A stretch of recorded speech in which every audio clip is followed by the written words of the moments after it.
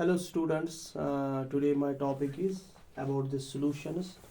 तो solution जो है solution is a syllabus in 12th class. 12th class में ये syllabus में है NCERT पहला यूनिट है 12th क्लास की जो केमिस्ट्री है उसका पहला यूनिट है.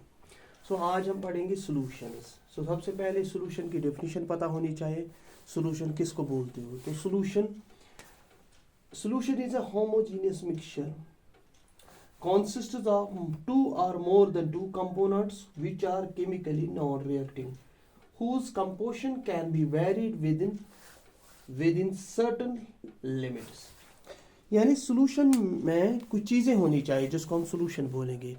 तो solution में क्या होना चाहिए? फर्स्ट ऑफ ऑल हमारे पास homogeneous mixture होना चाहिए. homogeneous mixture आप समझ लीजिए ट्रांसपेरेंट सब्सटेंस, यानी आप दो चीज़ों को मिलाओगे आपको लगेगा ये सिर्फ एक ही चीज़ है. जैसे हम शुगर पानी में डालते हैं तो आपको सिर्फ पानी दिख रहा है, शुगर के पार्टिकल्स नहीं दिख रहे हैं. तो शुगर के पार्टिकल्स ऑलरेडी डिजॉल्व होते हैं वाटर में, वरना वो दो चीज़ें होती हैं. तो दो चीज़ों को जब हम मिलाते हैं उसको बोलते हैं सॉल्यूशंस. तो उस सॉल्यूशन को बोलते हैं होमोजीनियस मिक्सचर. अगर होमोजीनियस मिक्सचर ऐसे भी समझ नहीं आया तो आप यहाँ पे देखिए कि जब हम कॉन्सिस्ट ऑफ टू और मोर देन टू कंपोनेंट्स, या तो दो कंपोनेंट होने चाहिए या दो से ज़्यादा. फिलहाल हम दो सब्सटेंस लेंगे, दो कंपोनेंट्स लेंगे. उन दो कंपोनेंट्स में एक होगा कंपोनेंट ए, दूसरा होगा कंपोनेंट बी. तो कंपोनेंट ए मैंने यहाँ पे लिया है सॉल्यूट 500 ग्राम्स. आप यहाँ पे लिख सकते हो शुगर. तो शुगर को मैंने 500 ग्राम लिया है. ये किस में डाला? 1000 ml में. 1000 ml मैंने पानी लिया है, तो 1000 ml as a solvent use होता है. This is water. तो जब मैंने 500 ग्राम 1000 ml में मिलाया तो 500 ग्राम आप जब 1000 ml में मिलाओगे तो आपका रेशो निकलेगा 0.5 ग्राम पर ml. यानी हर एक ml में आपका 0.5 ग्राम शुगर होना चाहिए. आप यहां से निकाले 1 ml, आप यहां से निकाले, आप यहां से निकाले, आप यहां से निकाले, हर एक ml में आपका 0.5 ग्राम होना चाहिए. अगर वो चीज हो सकता है 0.5 ग्राम 1 ml में, तो हम उसको बोलेंगे होमोजीनियस मिक्सचर, जिसको हम केमिस्ट्री में बोलते हैं यूनिफॉर्म कंपोजिशन.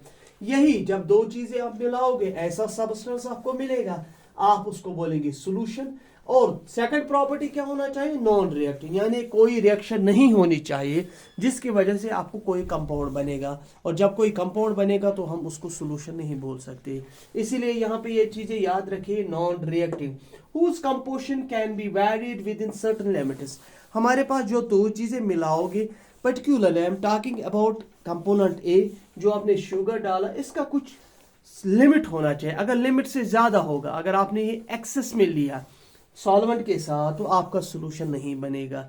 सॉल्वेंट भी लेना है लिमिट में, लेकिन उतना भी नहीं जितना हम सॉल्यूट लेंगे. सॉल्यूट कम लेंगे, सॉल्वेंट ज्यादा लेंगे, तब हम इसको दोनों को मिला के हम सॉल्यूशन बनेगा. तो यहाँ पे मैंने यूज किया है सॉल्यूट एंड सॉल्वेंट, जो दो कंपोनेंट्स है, component A and component B. अगर हम इन कंपोनेंट ए और कंपोनेंट बी मिलाएंगे, सॉल्यूशन बनाएंगे, इस सॉल्यूशन को बोलते हैं बाइनरी सॉल्यूशन. तो बाइनरी सॉल्यूशन की डेफिनेशन क्या है? जहां पे आपके दो कंपोनेंट्स मिलेंगे. कौन सा? Solute and solvent. जब आप सॉल्यूट एंड सॉल्वेंट मिलाओगे आपका सॉल्यूशन बनेगा. Now we are going to talk about, we are going to discuss here. यहां पे हम अब लिखेंगे, अब हमारा जो सॉल्यूशन में आपको पता होना चाहिए टाइप्स ऑफ सॉल्यूशन. तो टाइप्स ऑफ सॉल्यूशन में मैंने लिखा है दो टाइप्स. फिलहाल टाइप्स ऑफ सॉल्यूशन में मैंने दो टाइप्स लिखे. Based on the based upon solvent, based upon solvent. तो सॉल्वेंट की बुनियाद पे सॉल्वेंट जो हम लेंगे यहां पे, उसके बेस पे हम दो टाइप्स सॉल्यूशन के लेंगे. एक हमारे पास होता है एक्वस सॉल्यूशन,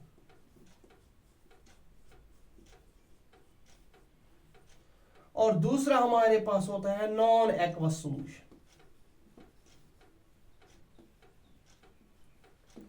तो एक्वस सॉल्यूशन हम लेंगे. एक्वस सॉल्यूशन किसको बोलेंगे?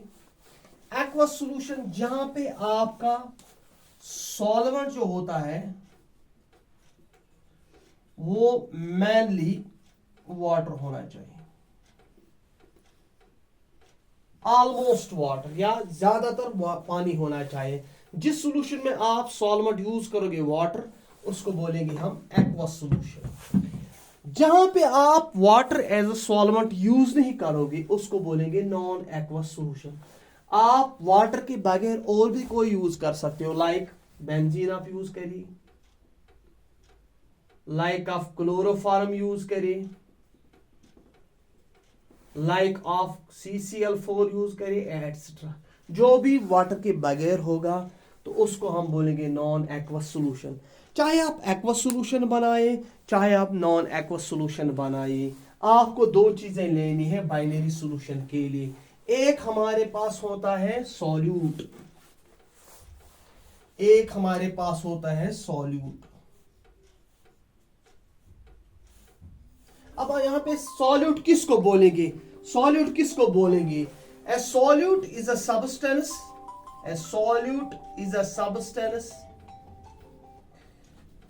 ए solute is a substance which is present in lesser quantity, lesser quantity, या आप बोलोगे मिनिमम क्वांटिटी में। सॉल्यूट वो सब्सटेंस है जो एक सॉल्यूशन में, अगर आप सॉल्यूशन बनाओगे दो चीजों का, एक आपका होगा सॉल्यूट एंड दूसरा आपका होगा सॉल्वेंट। सॉल्यूट जो है वो लेसर क्वांटिटी में प्रेजेंट होना चाहिए, और जब भी आपको कोई भी चीज दो कंपोनेंट्स में से एक कंपोनेंट लेसर क्वांटिटी में होगा तो हम उसको बोलेंगे सॉल्यूट या सॉल्यूट, जो भी आपकी प्रोनाउंसिएशन होगी।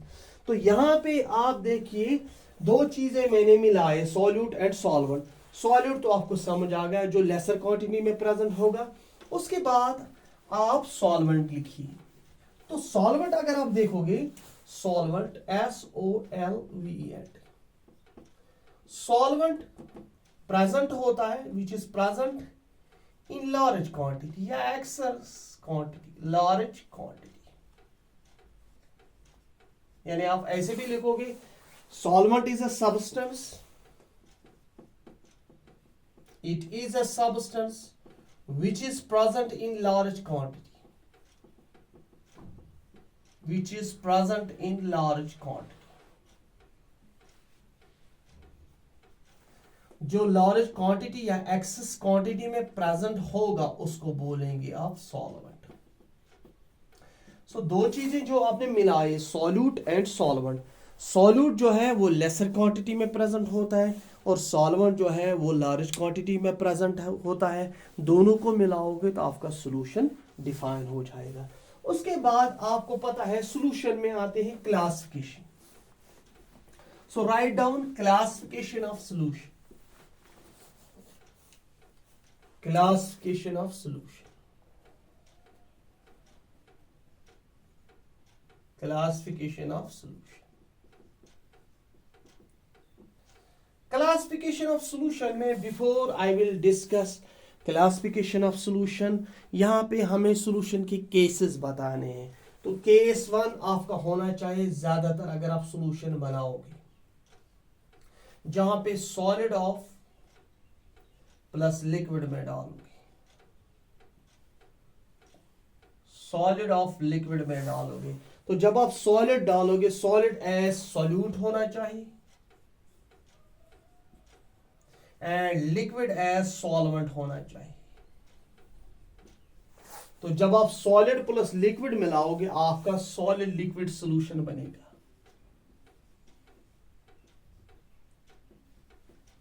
तो सॉलिड लिक्विड सॉल्यूशन जब बनेगा, जिसमें आपका सॉलिड सॉल्यूट होना चाहिए, लिक्विड सॉल्वेंट होना चाहिए, और ये केस 1 हमारा है जिस पे ज्यादा रिसर्च होता है। जो रिसर्च में हमारे पास सॉलिड लिक्विड गैस, उनमें से ज्यादातर एक यहाँ पे होता है सॉलिड लिक्विड। सॉलिड लिक्विड यानी सॉलिड आपने डाला लिक्विड में, तो इसकी हम रिसर्च या ऑब्जर्व या जो भी केमिस्ट्री है ज्यादातर यहाँ पे केस 1 हमें डिफाइन करना है, या जो केमिस्ट्री में डिफाइन होता है solid plus liquid. Case two में आप देखोगे liquid plus liquid solution, liquid plus liquid solution, वो किसको बोलते हैं? Liquid liquid solution, liquid liquid solution. यानी आपने यहां पे लिक्विड एज सॉल्यूट लिया है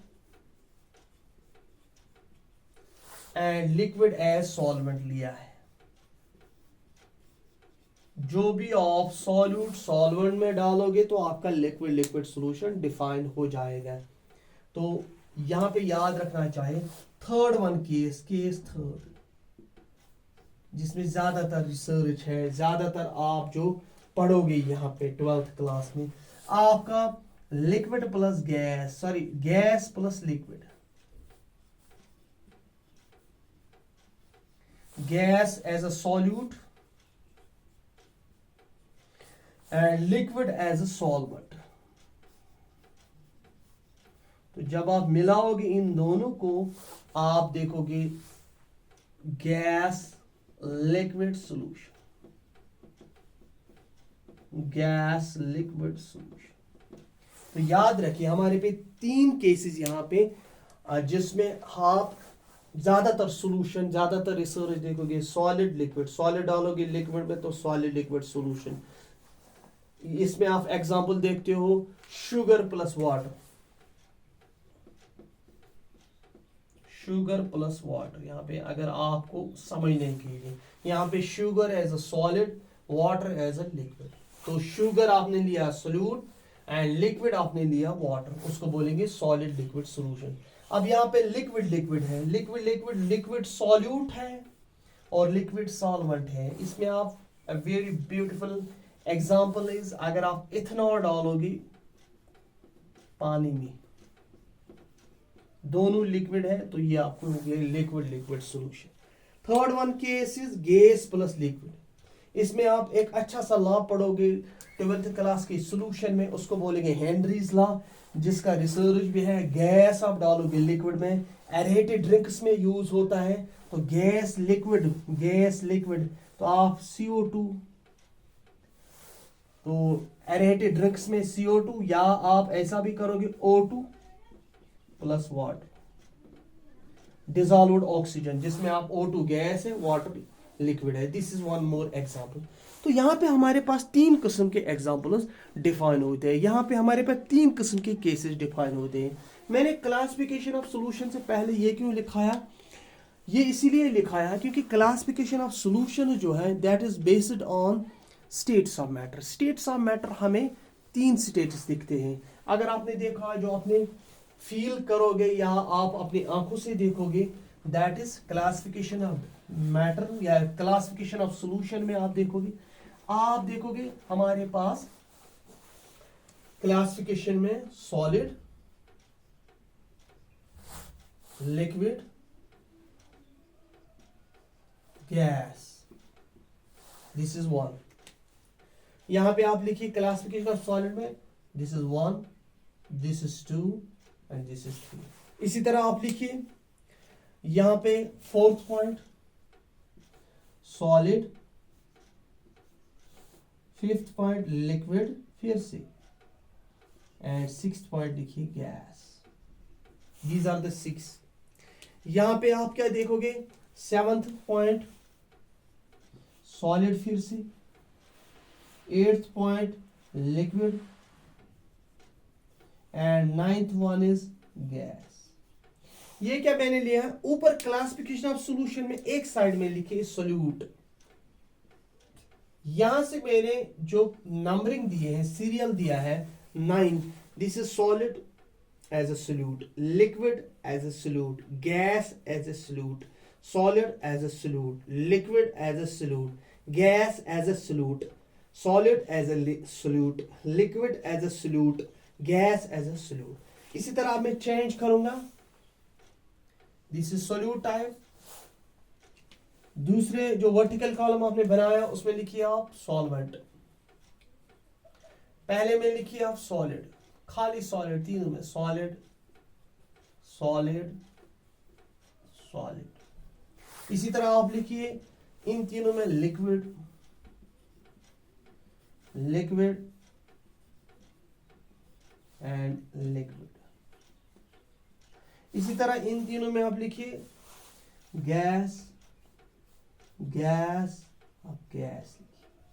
तो हमारे पास सिर्फ इन तीन में मैंने चेंज किया है सिर्फ सॉल्वेंट एज सॉलिड यहां तक। फिर अगर आप देखोगे 4, 5, 6 इसमें मैंने सॉल्वेंट यूज किया है एज लिक्विड। फिर अगर आप और तीन देखोगे यहाँ पे तो मैंने यहाँ पे सॉल्वेंट एज लिया है गैस। तो तीनों टाइप यहाँ पे है, लेकिन इनमें से मैंने खाली 3 केसेस निकाले जो मैंने इससे पहले लिखाया, जो मैंने इससे पहले दिखाया। उनमें से मैंने लिखा है solid liquid, liquid liquid and gas liquid. 3 cases जिनकी ऑब्जर्वेशन, जिनका रिसर्च, जिनका जो केमिस्ट्री पार्ट है ज़्यादातर मौजूद है, ज़्यादातर हमें मिल रहा है बुक्स में।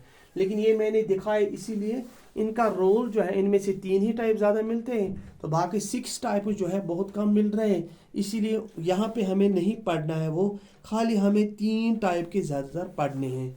तो यहाँ पे आप लिखिए एग्जाम्पल साथ साथ सॉलिड सॉलिड। अगर आपने देखा होगा एलॉयज की, एलॉयज में एक मैं यहाँ पे लिखूंगा ब्रास। ब्रास अगर आप देखोगे कॉपर प्लस जिंक का होता है। कॉपर भी सॉलिड होता है, जिंक भी सॉलिड होता है। तो यहाँ पे आप अगर आप सीरियल में लिखोगे, आप लिखिए यहाँ पे zinc plus copper,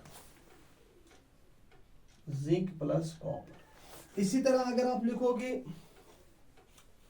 liquid solid में, लिक्विड सॉलिड में, लिक्विड सॉलिड में सॉलिड हाइड्रेटेड सॉल्ट, यानी अगर आप देखोगे साल्ट्स वो वाटर एब्जॉर्ब करते हैं, हाइड्रेटेड सॉल्ट्स। इसी तरह अगर आप लिखोगे गैस सॉलिड, गैस सॉलिड में है, तो इसकी आप एग्जांपल आप देखोगे हाइड्रोजनेशन में भी H2/Pd, पैलेडियम एलिमेंट, ये यूज होता है at absorption of gases. So I just want to say here this is the best example gas solid. इसी तरह अगर आप देखोगे solid liquid, this is one of the most famous example, that is sugar plus water. इसी तरह अगर आप देखोगे liquid liquid, इस ये भी ज्यादातर मिलेगा हमें इथेनॉल प्लस वाटर।